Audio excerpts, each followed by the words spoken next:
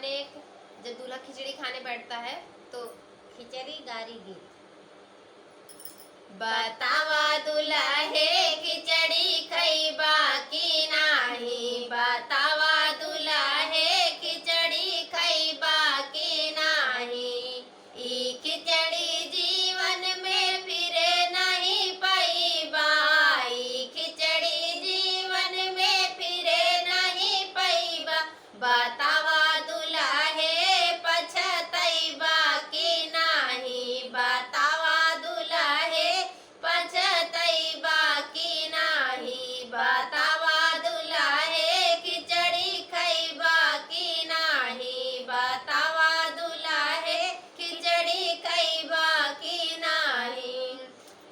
ई खिचड़ी खैबा ता बड़ा नेग पैबा, ई खिचड़ी खैबा ता बड़ा नेग पैबा। बतावा दुल्हे ललचैबा की नाही, बतावा दुल्हे ललचैबा की नाही। बतावा दुल्हे खिचड़ी खैबा की नाही, बतावा दुल्हे खिचड़ी खैबा की नाही।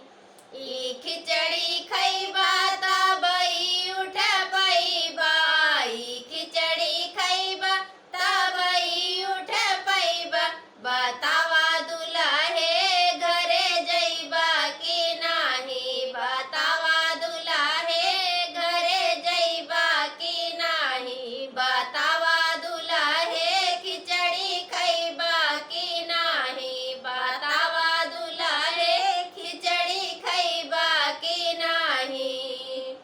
तो उम्मीद करते हैं आप सबको पसंद आया होगा। धन्यवाद।